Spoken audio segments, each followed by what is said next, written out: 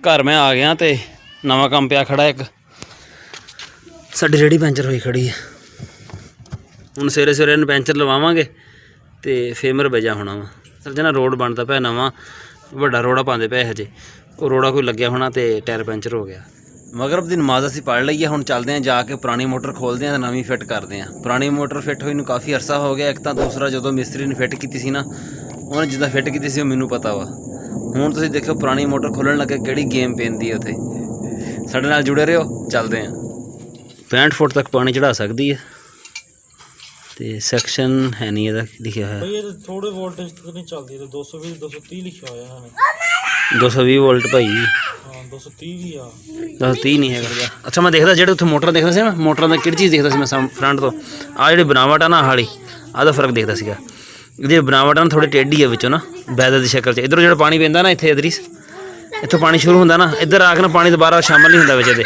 जिहड़ी मोटर हल्कियां सी ना वो सारियां विचों गुलाई दे विच ही सीगियां उन्हां च पानी घुमना शुरू हो जांदा वा उत्थे चढ़न दी बजाय।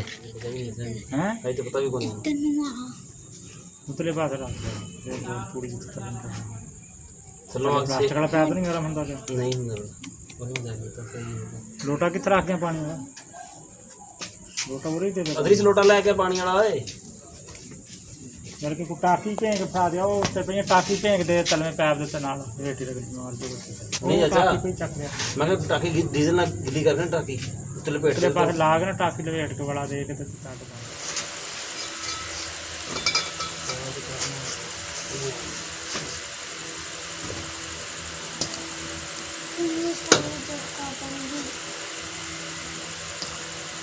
बड़ा पार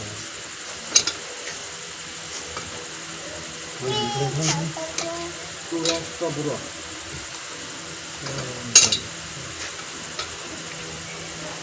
अब काबू है काट लो यार खलो एक मिनट सीधा कर चल आराम ना मम्मा तेरे लग जानी है बराबर तुम ताहे क्यों रैंच मारना तू मोहम्मद हट जा तेरे लग जानी है। मोहम्मद बेचारा कुर्सी पीड़ी चक से मेरे पिछों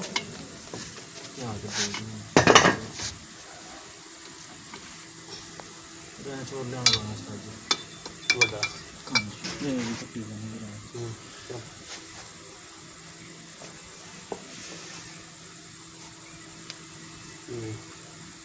रैंच फट जाना ना कर दे ना कर पक्का करके बनी दोबारा ना लग जाए। सही है एक और बार पता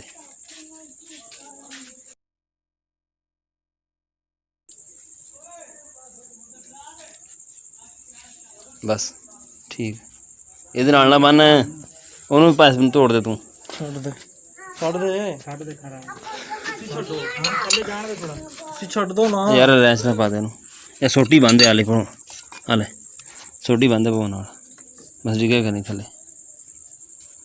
ਆ ਫੜ ਮੈਂ ਕਾਰ ਚੱਕਦਾ ਛੋਟੀ ਬੰਦ ਨੇੜੇ ਕਰ ਦਰੀਸ ਨਾਲ ਕਰਕੇ ਬੰਦੇ ਉਹਦੇ ਯਾਰ ਉੱਥੇ ਨਾਲ ਮੁੱਢ ਯਾਰ ਕਿਤੇ ਨਹੀਂ ਜਾਂਦਾ ਚੱਲ ਜਾਣ ਦੇ ਥੱਲੇ ਇਹ ਸੋਟੀ ਟੁੱਟ ਜਾਵੇ ਤੇਰੀ ਤੇ ਨਹੀਂ ਟੁੱਟਦੀ ਯਾਰ ਛੱਡ ਦੇ ਛੱਡ ਦੋ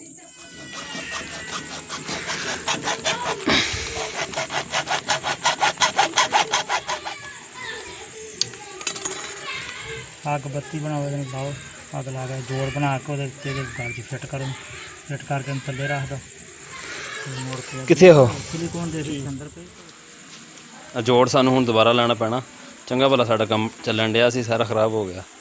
अच्छा विचों कर गरम विच पा लै इनू इहदे बुझ जानी अग बुझदी है ना अदरीस इधर देख किथे करन डिया वां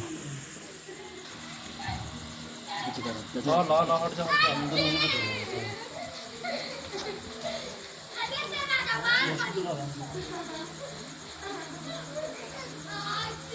सोलूशन बना ले कपड़े ना फाड़ लेना पैप यार कपड़ा दे कपड़े ना पैप फड़ो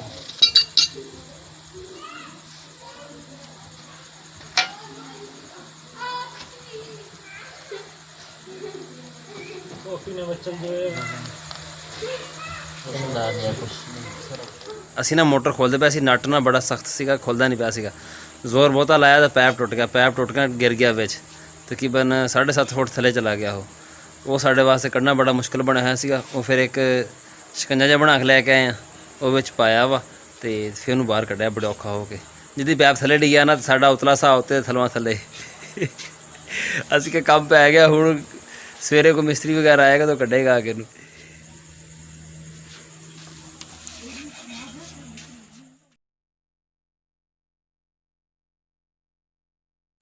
ਬਟਨਾ ਤੇਰਾ ਖੱਪਰ ਜਾ ਕਿੰਨਾ ਵਿੱਚ ਥੱਲੇ ਆ ਦੇ ਥੱਲੇ ਇੱਥੋਂ ਥੱਲੇ ਦੇ ਥੱਲੇ ਵਾਲੇ ਹੋਰ ਅੱਗੇ ਕਰ ਪਾ, ਅੱਗੇ ਕਰ ਪਾ ਮੋਟਰ ਥੋੜਾ ਗਰਮ ਕਰ ਦੇ।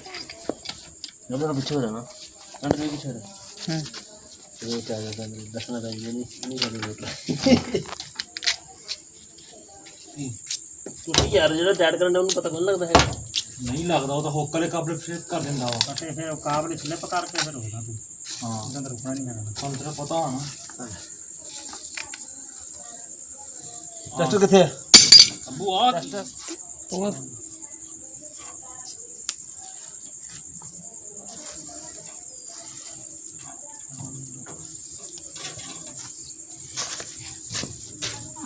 ਉਹ ਨਹੀਂ ਹੈ, ਕਰੰਟ ਪਾਇਆ ਨਾ। ਚੈੱਕ ਕਰਨ ਦੀ ਕਿਹੜਾ ਹਾਲ ਹੈ? ਕਰ ਲਓ।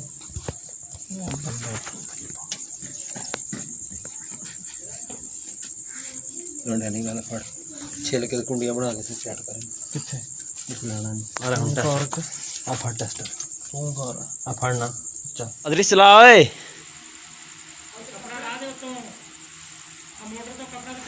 ਚਾਚਾ ਆਪ ਰੱਖਿਆ ਵਾ। ਆ ਗਿਆ ਪਾਣੀ? ਹਾਂ ਆ ਗਿਆ ਪਾਣੀ। ਪਾਣੀ ਆ ਗਿਆ ਚਾਚਾ? ਹਾਂ ਚੱਕ ਲਿਆ।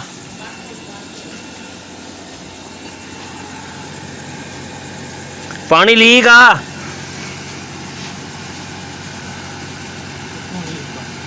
ਇਹ ਨਹੀਂ ਪਤਾ ਹੈਗਾ ਹਜੇ।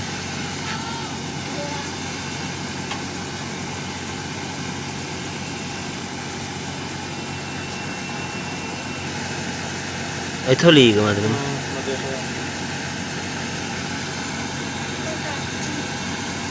इसकी तो आवाज़ भी कौन नहीं भाई मोटर की।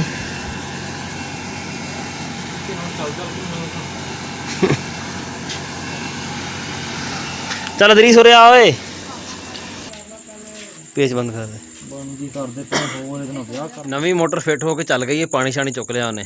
ਮੋਟਰ ਇਹ ਸੜੀ ਇਦਾਂ, ਮੋਟਰ ਚੱਲਦੀ ਪਈ ਸੀਗੀ, ਬਿਜਲੀ ਚਲੀ ਗਈ। ਕਿਸੇ ਨੇ ਮੁੜ ਕੇ ਬੰਦ ਕੋ ਨਾ ਕੀਤੀ ਤੇ ਜਦੋਂ ਬਿਜਲੀ ਆਈ ਆ ਨਾ, ਬਿਜਲੀ ਸੀਗੀ ਥੋੜੀ ਤੇ ਮੋਟਰ ਜਿਹੜੀ ਨਾ ਘੁੰਮੀ ਕੋ ਨਹੀਂ ਆਪਣੇ ਆਪ, ਘੁੰਮੀ ਨਹੀਂ ਤੇ ਉਹ ਉੱਥੇ ਖਲੋਤੀ ਰਹੀ ਤੇ ਧੂੰਆਂ ਮਾਰ ਗਈ ਉੱਦਾਂ ਹੀ। ਤੇ ਬਿਜਲੀ ਜਦੋਂ ਵੀ ਆਉਂਦੀ ਆ ਨਾ ਤੇ ਸਾਡੇ ਕੋਲ ਥੋੜੀ ਰਹਿੰਦੀ ਹੈ। ਬਾਰਿਸ਼ ਬੁਰਿਸ਼ ਹੋਈ ਹੋਵੇ ਨਾ ਫਿਰ ਬਿਜਲੀ ਪੂਰੀ ਹੁੰਦੀ ਹੈ, ਪੱਖੇ ਸਹੀ ਸਪੀਡ ਨਾਲ ਚੱਲਦੇ ਆ। ਜੇ ਗਰਮੀ ਥੋੜੀ ਜ਼ਿਆਦਾ ਹੋ ਜਾਵੇ ਫਿਰ ਬਿਜਲੀ ਥੋੜੀ ਹੁੰਦੀ ਤੇ ਪੱਖੇ ਵੀ ਹੌਲੀ ਹੌਲੀ ਚੱਲਦੇ ਆ ਤੇ ਮੋਟਰਾਂ ਵਗੈਰਾ ਤਾਂ ਫਿਰ ਚੱਲਦੀਆਂ ਕੋਈ ਨਹੀਂ ਹੈਗੀਆਂ ਬਿਲਕੁਲ ਹੀ। ਜਾਂ ਫਿਰ ਪਿੱਛੋਂ ਢੱਕਣ ਲਾਇਆ ਹੁੰਦਾ ਵਾ ਤੇ ਉੱਥੋਂ ਫੜ ਕੇ ਘੁਮਾਉਣੀ ਪੈਂਦੀ ਹੈ ਤਾਂ ਜਾ ਕੇ ਮੋਟਰ ਚੱਲਦੀ ਆ। ਇਹ ਸੀ ਸਾਡਾ ਅੱਜ ਦਾ ਵਲੌਗ। ਤੁਹਾਨੂੰ ਕਿੱਦਾਂ ਦਾ ਲੱਗਿਆ ਕਮੈਂਟ ਵਿੱਚ ਜ਼ਰੂਰ ਦੱਸਿਓ। ਦੁਆਵਾਂ 'ਚ ਯਾਦ ਰੱਖਿਓ। ਅੱਲਾ ਹਾਫਿਜ਼।